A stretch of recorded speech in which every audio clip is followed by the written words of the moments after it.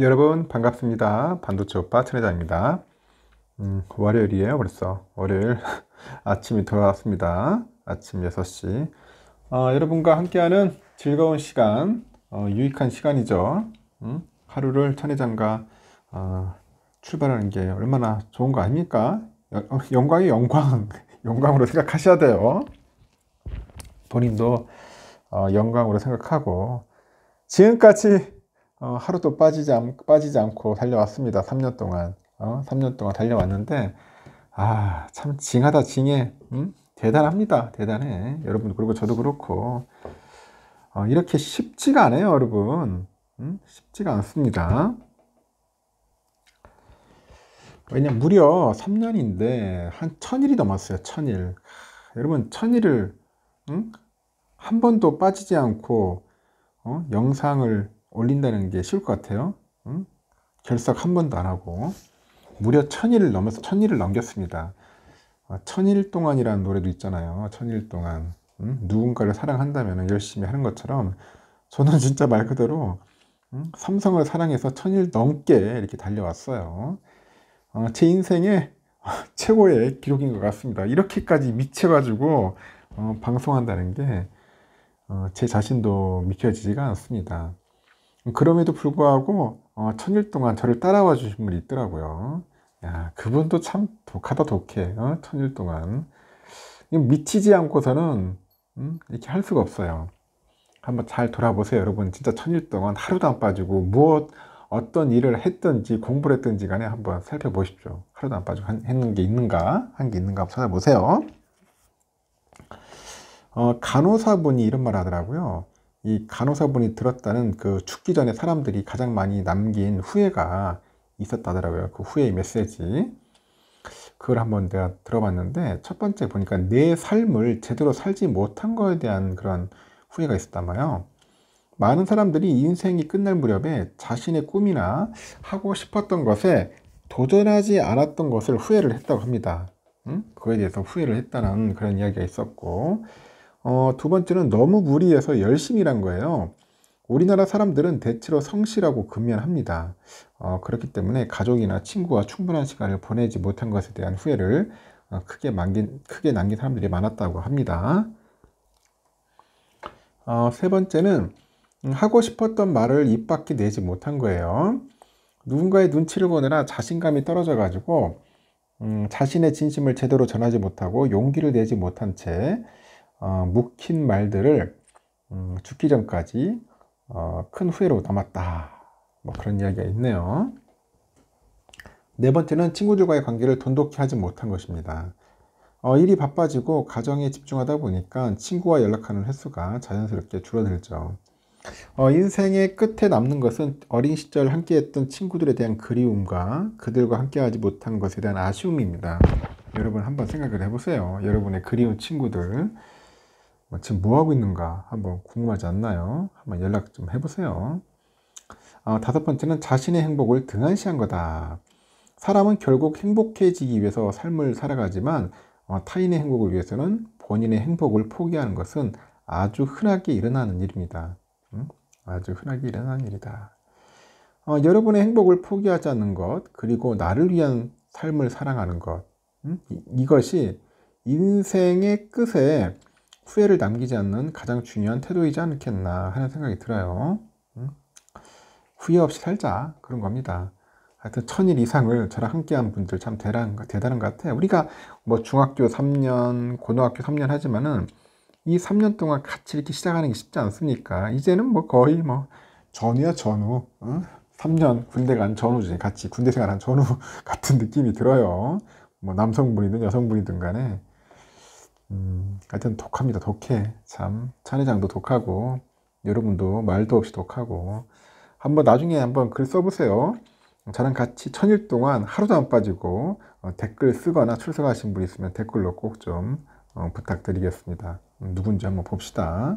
저는 몇 분 있어요. 삼성에 대한 얘기를 한번 해볼게요. 이 스마트폰 자체가 약간 좀 노란틱하죠. 이게 황금색이라네요. 이게 스페셜 골든, 스페셜 골든 에디션 그런 예상 이미지인데 삼성이 차기 플래그십 그 스마트폰 갤럭시 S24 시리즈에 적용될 색상이라고 하는 것 같아요. 유출이 됐다 그런 이야기가 있는데 국내에서 최근 몇 년간 보기 힘들었던 황금색 이 S24가 등장할 거라는 그런 이야기가 있습니다. 과거에 삼성이 그 짙은 노란 그 황금색 색상을 출시한 바 있지만은 호불호가 크게 달렸는데 뭔가 중국틱하다. 중국 사람들이 황금 좋아하니까 짙은 개나리냐 뭐 그런 혹평이 있었는데 중국의 유명 IT 팁스터가 최근에 S24 시리즈가 뭐 블랙, 그레이, 바이올렛, 그린, 블루, 오렌지 이렇게 5가지 색상으로 출시될 거다 주장을 했어요. 그 팁스터는 그래요. 그 또 미들 프레임까지 황금색이 적용된 스페셜 골드 에디션이 출시될 가능성도 언급을 했고, 삼성은 중국향 갤럭시 Z 폴드하고 플립 시리즈에 한정판으로 금색을 적용한 바 있고요. 갤럭시 S 시리즈에는 오랜 기간 금색을 배제해 왔다고 합니다. 지난해 출시된 갤럭시 S22 시리즈 경우에도 핑크 골드가 출시됐는데 프레임 색상만 금색일 뿐이지 후면 패널은 분홍색을 입힌 바 있죠. 그리고 가장 마지막으로 이 출시된 금색 옷을 입힌 갤럭시 S 시리즈는 2020년 출시된 S20이죠. S20 플러스 5G 그 올림픽 에디션이라는 거죠. 이겁니다. 사진 속에 있는 거. 이게 S20 플러스 5G네요. 일각에서는 스페셜 골든 에디션이 중국 등 일부 지역에서만 출시될 가능성도 있는 것 같아요. 보고 있는 것 같아요. 색상에 대한 호불호가 크게 갈리다 보니까 국내에서는 선호도가 낮기 때문이다. 그런 이야기를 합니다. 한편 S24 시리즈의 경우 최상급 모델인 그 울트라의 펀치 홀이 이전보다 더 작아질 거다 그렇게 예상을 하는데, 하여튼 칩셋은 스냅드래곤 8 그 3세대가 탑재될 가능성이 높아요. 기본하고 플러스 모델은 엑시노스 2400하고 스냅드래곤 8 3세대 칩셋이 적용될 거라는 그런 이야기도 있습니다. 삼성은 내년 1월에 갤럭시 S24 시리즈를 조기 출시하는데 그동안 S 시리즈는 2월 초에 공개되어 왔는데요. 이를 2, 3주가량 앞당긴다고 합니다. 앞서서 삼성은 갤럭시 S23 시리즈를 2월 2일에 갤럭시 S22 시리즈를 2월 10일에 공개한 바 있다. 그런 이야기를 하네요. 보니까 상당히 흥미롭습니다. 흥미롭고 관심 있는 분들은 한번 구매를 해보십시오. 근데 좀 황금색 너무 튀긴 튀네. 삼성 오너 일가가 상속세를 마련하기 위해서 삼성전자랑 그 삼성물산 등 보유 주식 2조 600가 아니라 2조 6천억 정도 처분한답니다. 제가 어제 방송을 했어요. 상속세 내려고 주식 팔아야 한다는 거야. 아, 참.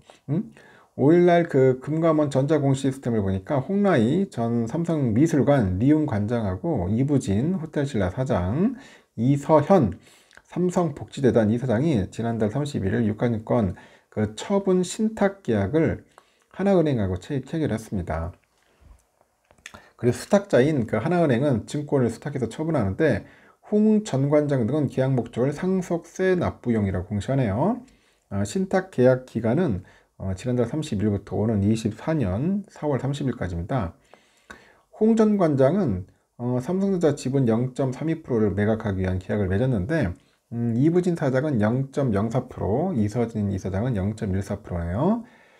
최근에 거래일인 지난 3일 종가 69,600원 기준으로 지분 매각 금액이 홍 전 관장이 1조 3,450억, 이부진은 1,671억, 이서진 이사장 5,640억이에요. 총 합계 2조 761억입니다. 또 이부진 사장은 같은 날 삼성물산 지분 0.65%, 삼성 SDS 지분 1.95%, 삼성생명 지분 1.16% 매각을 위한 신탁 계약도 체결했고 이 금액은 모두 4,993억입니다. 이렇게 삼성 오너 일가가 상속세 납부를 위해서 매각을 추진하는 주식의 평가 가치가 2조 5,754억이에요. 고 이건희 삼성 선대장이 별세한 후에 삼성 오너 일가가 내야 하는 상속세가 총 12조 원 규모예요. 12조. 참. 유족들은 연부 연납 제도를 활용해 가지고 21년 4월부터 5년간 상속세를 분할 납부하고 있습니다. 삼성 관계자는 상속세 납부를 위한 지분 그 매각에 대해서 특별히 밝힐 밝힐 그런 입장이 없다고 합니다. 뭐 입장이 있겠어요. 뭐 밝혀봐야 뭐 좋은 것도 없으니까. 하여튼 그렇다는 겁니다. 엄청나게 상속세가 많아가지고 참 힘듭니다. 힘들어. 세금 내는 것도 이게 보통 일이 아니라는 거죠.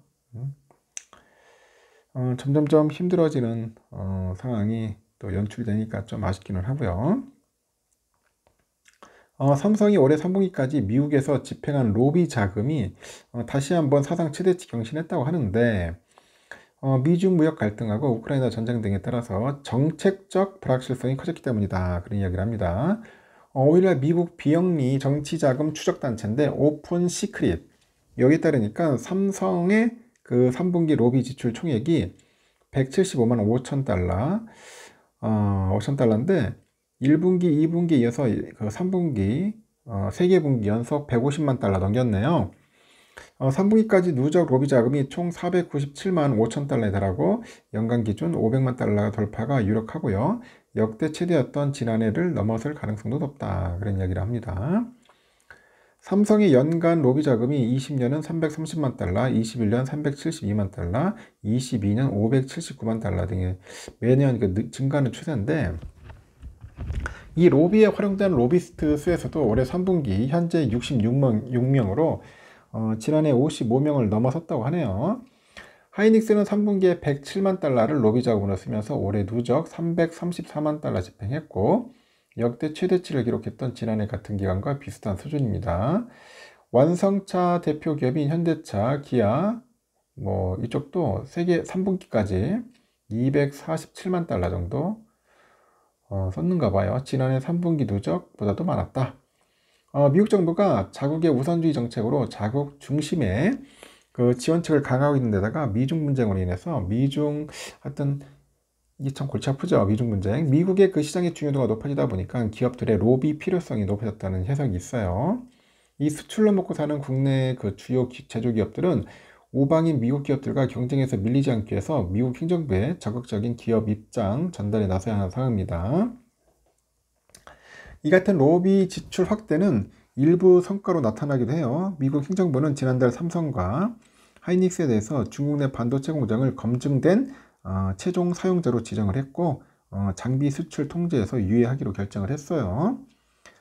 미국의 경쟁사들은 로비 경쟁에서 한 발 물러서면서 상대적으로 여유로운 모습을 보인다는 점에서 국내 기업들의 부담이 늘고 있다고 합니다. 3분기 누적 기준 퀄컴은 지난해 693만 달러에서 501만 달러, 인텔이 518만에서 504만 달러, 마이크론 320만 달러에서 226만 달러 등으로 이쪽은 로비 지출이 줄었어요. 미국이 반도체 등 첨단 주력 사업의 주도권을 경쟁 국가에 넘겨주지 않겠다는 그런 의지가 강합니다. 우방국이라고도 해도 이 보호무역 기조 쪽에서 불이익을 겪지 않으려면 기업뿐 아니라 정부의 노력도 중요하다, 이렇게 강조를 하는 것 같습니다. 이런 거 보면은 참 강대국이 참 좋긴 좋은 것 같습니다. 강대국이 좋으니까 저렇게 로비 안 해도 좀 되고, 외국 기업들은 로비 열심히 해야지. 어쩔 수 없어. 내년에 그 HBM 공급 역량은 업계 최고 수준 유지 차원에서 올해 대비 한 2.5배 이상 확보할 계획이라고 해요. 이미 해당 물량에 대해서 주요 고객사들과 내년 공급 협의를 완료한 상태라고 합니다. 그래서 HBM 그 양산 확대를 위한 투자에 우선순위를 둘 것이라고 하는데, 전사적으로 보니까 캐파 증설보다는 공정 전환, 이 공정 전환에 집중한다는 것 같아요. 공정. 그래서 생산 효율을 강화해 나가겠다, 그런 이야기들을 합니다. 내년에 메모리 반도체 업턴의 그 AI 사용 급증 등 호재가 예상되다 보니까 삼성과 하이닉스가 내년 HBM 등 하여튼 고부가 디램 경쟁력을 강조를 해요. 그래서 공급 전략을 밝혔습니다. 각각 그 설비 투자를 통해서 생산력하고 기술력을 강조하는 삼성과 하이닉스의 그 전략이 내년 HBM 시장 점유율하고 실적에 어떤 영향을 미칠지 업계가 예의주시하고 있습니다. 앞서서 삼성은 지난 3분기 실적 발표 이후에 진행한 그 컨퍼런스 콜에서 4세대죠. HBM 제품인 HBM3 이 양산 판매를 본격 확대하겠다고 합니다. 이어서 차세대 D램으로 꼽히는 HBM3E 이것도 개발을 완료했다. 이러면서 주요 고객사하고 내년 공급 물량 협의를 마쳤다고 해요. 김재준 부사장은 내년에 HBM 공급 역량을 업계 최고 수준으로 유지하기 위해서 올해 대비 한 2.5배 정도 이상 확보할 계획이라고 합니다. 그래서 3분기에 11조 4천억 정도 상당의 시설 투자, 이 중에서 반도체 사업을 담당하는 DS 부문 쪽에 한 10조 한 2천억 정도 투입하기로 해요. 그 천안과 온양 쪽이죠. 이 공장 중심으로 해가지고 신규 설비 투자를 진행해서 HBM 생산 능력을 향상시키겠다는 겁니다. 업계 관계자는 이 같은 대규모 투자는 엔비디아 등 고객사에 대해서 제품 생산 역량에 대한 자신감을 표현하는 것이다. 삼성은 HBM 시장에서 하이닉스 내준 1위를 가져오기 위해서 공격적으로 캐파를 늘릴 거라고 합니다. 그 AI 수요 급증에 따라서 시장 점유율을 꽤 많이 늘릴 거라고 해요. 대만의 시장조사 업체 트렌드포스도 지난 8월 글로벌 HBM 시장 점유율을 분석을 했는데 삼성전자가 지난해 40% 점유율에서 올해 46에서 한 49% 정도 보는 것 같습니다. 그리고 한 6에서 9%포인트 상승할 것으로 전망을 하고 있고요. 하이닉스와 같은 반열에 오를 거로 이제 관측을 하고 있는 거죠. 같은 관계자는 이어서 그 하이닉스, SK 하이닉스는 삼성전자와 비교했을 때 상대적으로 그 자금 사정이 좋지 않은 만큼 시설 투자보다는 공정 전환 등 신기술 개발에 좀 주력하는 모습이라고 합니다. 하이닉스는 돈이 없어. 돈이 없기 때문에 아까 말한 것처럼 이 공정 전환에 좀 신경을 쓰지 않겠나 봅니다. 하이닉스는 실적 발표를 통해서 HBM 판매 확대에 힘입어 가지고 D램 사업 실적이 지난해 3분기 흑자로 전환했어요. 그렇게 밝혔고 HBM3와 같은 그 고부가 D램 생산 확대를 위해서 선단 공장 확대 전환에 참 힘을 쓸 예정이고 컨퍼런스 콜에서 오는 24년 말까지 1A 나노하고 1B 나노 생산 비중이 절반 이상을 차지할 수 있도록 할 예정입니다. 다만 투자 증가 및 가동률 회복은 시장 상황에 맞춰서 점진적으로 진행할 예정입니다. 전체적으로 감산 전에 최대인 22년 4분기 캐파 수준까지 도달하기까지는 상당한 기간이 필요할 것 같다고 봅니다. 설비 투자는 생산량 증가보다는 선단 팹으로의 전환에 우선 활용하겠다는 거죠. 이 두 회사가 HBM3 제품에 적용하는 기술도 다른 만큼 향후 각 제품에 어떤 영향을 미칠지도 관전 포인트예요. 삼성은 HBM 양산 초기부터 열압착, 비전도성 필름이죠. 이 방식을 고수하는 것 같은데 하이닉스는 HBM3부터 어드밴스드 매스 리플로 몰디드 언더필 기술을 적용할 거랍니다. 저도 잘 모르는 기술이네요, 이건. 하여튼 그래요. 지금 김형준 서울대 명譽교수라는 사람이 그러는데 두 회사가 이제 경쟁하면서 이 D램이 발전해 온 것처럼 HBM도 같은 수순을 밟지 않겠냐 보는 것 같습니다. 우리나라 입장에서는 HBM 시장 점유율을 늘릴 수 있다고 합니다. 좋은 현상이죠. 두 회사가 선의의 경쟁을 하면서 기술 개발과 그 R&D에 집중적으로 투자를 한다면 좋은 거 아니겠습니까? 그렇게 해서 이제 성능을 높여가는 거니까 잘 됐으면 좋겠어요. 저는 삼성도 잘 되고 싶고 하이닉스도 잘 됐으면 좋겠습니다. 두 기업이 잘 돼가지고 돈 많이 벌어서 대한민국 발전에 이바지했으면 좋겠다. 그런 바람으로 1교시는 여기까지 하겠습니다. 여러분 좋은 하루 보내십시오.